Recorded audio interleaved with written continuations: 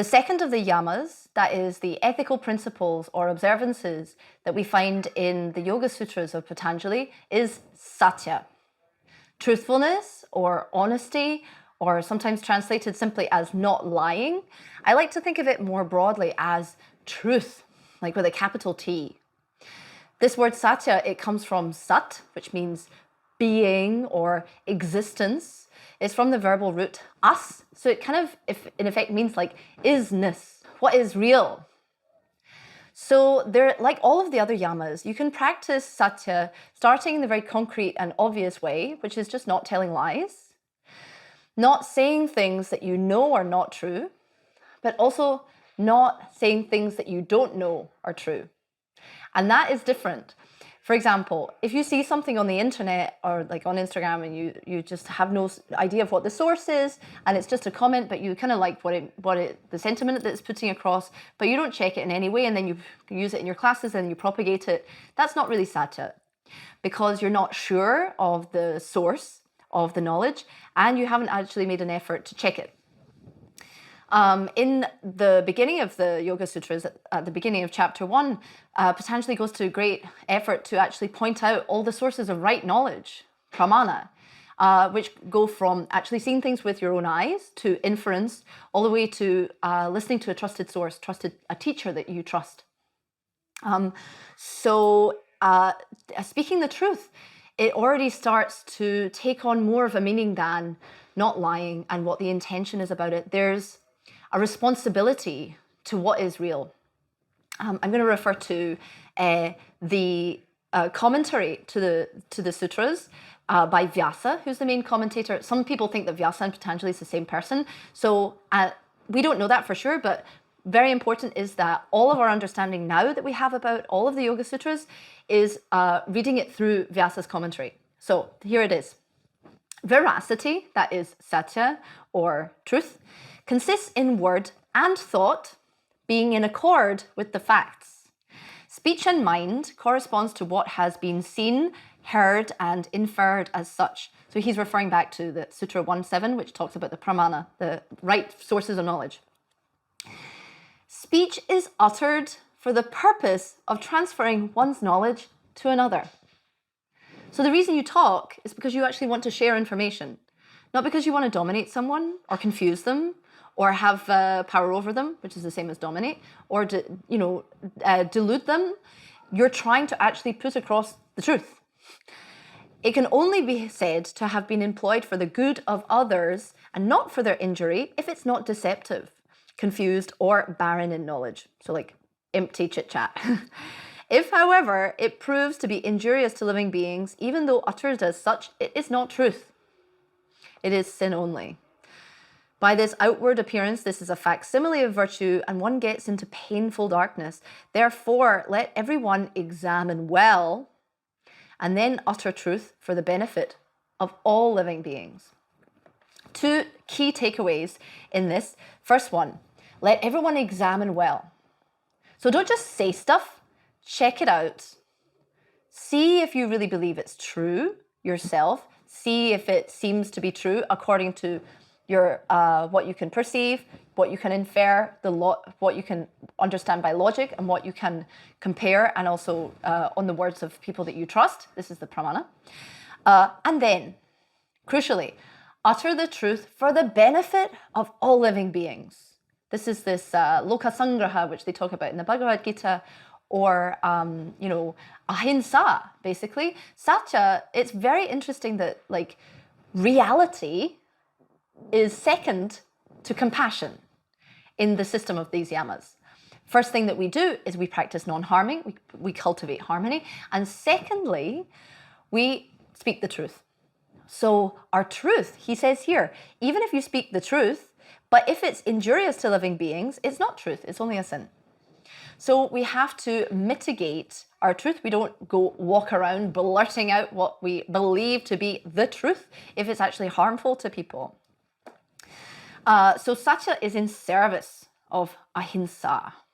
So let's return again to this word sat, which is at the root of this word Satya. You may have heard it in other traditions, like in Kundalini Yoga, it's really commonly used, this mantra Satnam, which is like the name of truth, saying like, I am representing of truth, or I am the name of what is real, or what is real is me.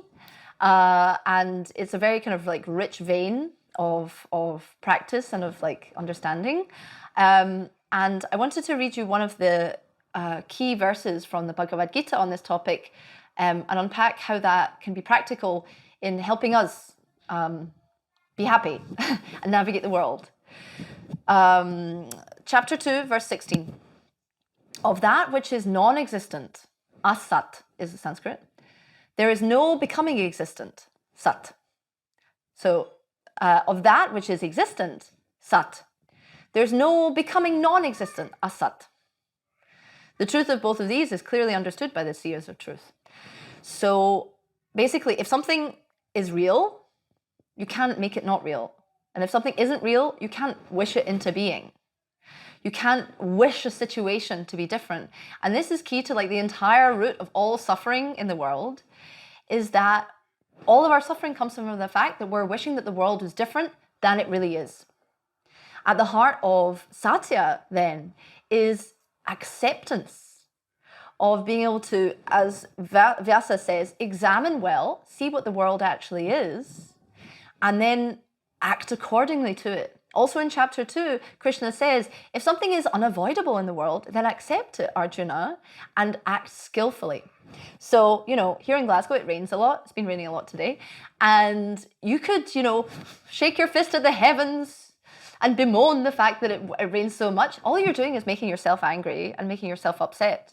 But the yogic approach would be to know that Glasgow is a rainy city, accept it, and act skillfully. I don't know, perhaps gather the rain and funnel it to, you know, water some plants or something, or make a lovely water feature or something like that.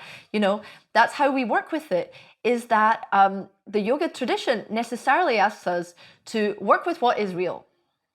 Now, if it's real, and if it's like real life, what is real life? Why is it so hard for us humans to actually deal with that? Well, basically, the very nature of being you know, a physical, material, embodied person in this limited kind of in this limited existence means that we have certain kind of coping mechanisms that help us with survival, which actually, if we get too attached to them, can hold us back from our enlightenment, from our liberation. And these are the kleshas. I talked about these a few videos ago. Kleshas kind of meaning like obstacles or hindrances. Avidya, ignorance, or believing the non-self to be the self, believing the impure to be the pure, believing, and that's just not in the verse, but you can then, you know, logically continue it, believing the not real, the asat, to be the sat, to be the real. Then second in the kleshas, we have asmita, which is translated as ego, but I like to think of it as your attachment to stories about yourself. And so if you're attached to a notion of like, I'm that kind of person, you know, they're necessarily going to be, it's not going to be true, because everything is constantly in flux. That's the nature of reality. And so if you are attached to a fixed notion, then necessarily you're going to be wrong, because as you change, your ideas are going to then correspond to a past you. It's not true anymore. Then raga, dvesha. Raga, attachment to pleasure. And dvesha, aversion from pain. And finally, abhinivesha, fear of death or clinging to life. And so all of us humans, because we're going to die, obviously it's a terrifying thing, you know, to know that our life is going to end. And so we tend to try to delude ourselves with you know, not thinking about that, or like pretending that it's not going to happen. But it is that. We are mortal. And so as we move through the world, we try to block out what's not pleasant. We try to run towards what's nice, and we run away from what's unpleasant. And that means that we actually block out like half of reality. That's asat. That's not true. That's not a full experience, an authentic and truthful interaction with the world.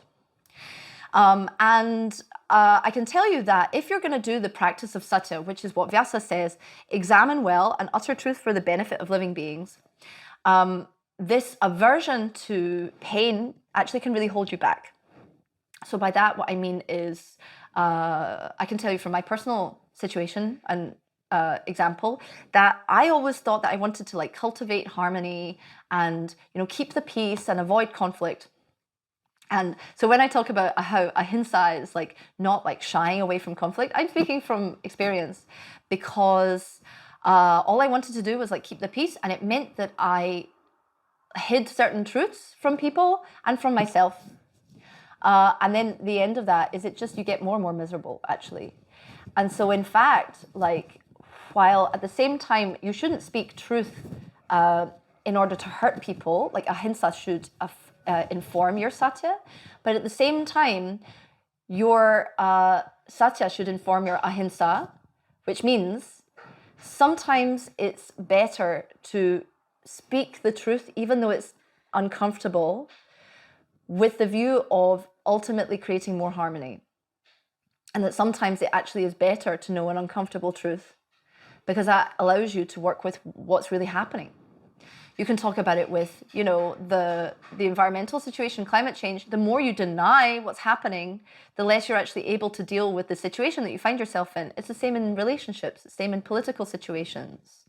You know, Satya asks you to look at what is real, but also to look at the consequences of your actions. It asks you to acknowledge what you're doing and what is going to result from it. That's how karma comes into this once more.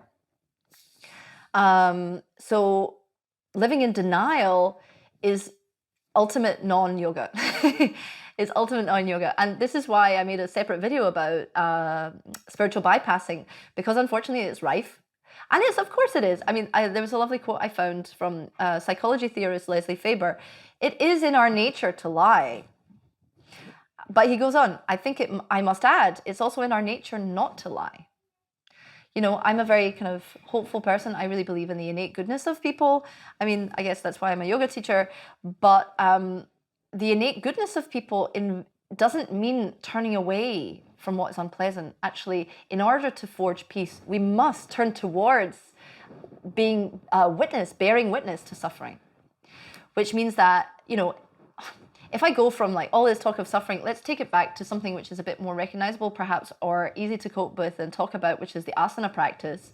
If you are working on a posture and trying to push beyond your current capabilities, or maybe even the reality of your biomechanics, you know, your bone structures, you know, or the level of your stamina or experience, if you're trying to act from a place which is not actually where you really are in your body, then you're never going to get anywhere. But if you actually pull back and take a moment to notice, where am I today? What's my energy level? What am I actually working with? What's my material? Then your progress will actually be far greater, far faster. So in the same way as we must bear witness to suffering, and that's part of acknowledging that is part of the authentic living, which Satya asks us to do. In the same way, disingenuousness and lying yourself, and also lies of omission, and also pretentiousness, that's part of the asat. Things like, you know, people say, I'm living my truth. Sometimes that can be an excuse to say, you know, that's just my truth, that's just my way of doing it. That, to my mind, is in fact asmita, and unfortunately it's just something that we encounter quite often, where people claim to be living their truth and they are actually not inquiring deeply into themselves about their own positive and negative aspects of not only the pleasant within themselves, but also the unpleasant. Raga Dvesha, we're drawn to the pleasant not only in the world, but also in ourselves. So Satya asks us to be courageous enough to face up to what is real inside. And honestly, in my experience, the more you can do that, the more you again can move forward and be comfortable with yourself so much that you can actually go forward and move through the world with ease. The yoga tradition is asking us to make the unconscious conscious. This is how we become skillful. It asks us to shine a light on our blind spots, which is ultimately empowering, because we get to know ourselves better and we can act more skillfully. And in the same way, it also asks us to acknowledge what we have, which is good. So we'll talk about santosha when we get to the niyamas, which is contentment. You know, acknowledge what you've got, be grateful for what you have. Also, acknowledge your privilege. So I think this is something that we really need to do, like nowadays, as we are acting on like decolonizing society and also fighting for justice. Understanding the privilege that we have and what got us to where we are is a key part of actually dismantling some of the systems which create injustice. This is how you can see again that satya is a way of cultivating ahimsa, only by being honest about the unfairnesses of the world. And as uncomfortable as it might be for us, like I have loads of privilege. If I'm honest about the position that I find myself in, it can help me to understand other people's position much better and ultimately help to create a bit more justice across the whole picture. And so Patanjali actually is very helpful and comforting, as always. He says that when you are cultivating and when you are established in the practice of satya, then good things will happen. Or rather, whatever you say that's what's going to come to pass. So it's like this. If you say what you're going to do and then really do it, then you get into this pattern where what you do is what you say and what you say is what you do. You start to having, as Vyasa says, examined well. You don't make crazy statements about like, I'm going to run 20 miles tomorrow when you haven't actually done any, training or anything like that. You don't make crazy statements which are not associated with or not relevant to reality. You will only examine well and then speak what is really true. And then Patanjali points out that what you start to say is just going to materialize. He says that if you say to someone, be virtuous, then the person will become virtuous. How does that work? Throughout the Yoga Sutras, not only in this chapter, but especially in chapter 3, Patanjali talks about the effect of understanding, having insight about the nature of reality and meditating deeply on reality. You then have, gaining that understanding, you're able to influence reality.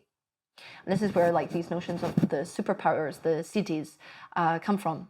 When you gain, when you're living in harmony with what reality really is, and you have this intricate and very intimate understanding of the nature of reality, then you're empowered to actually influence what happens next. To this end, Satya, as you can see, is a beautiful practice, not only for being ethical to other beings, but also fighting for good in the world and also making yourself not miserable. Because if you can accept your situation as it really is, then A, you're empowered to change it as you would like, but also it means that you're not going to be craving for a reality which is a fantasy. So next week we're going to continue with asteya, which is non-stealing, and how this is going to tie together with satya, ahimsa, and the other yamas. Join me then. Om Shanti.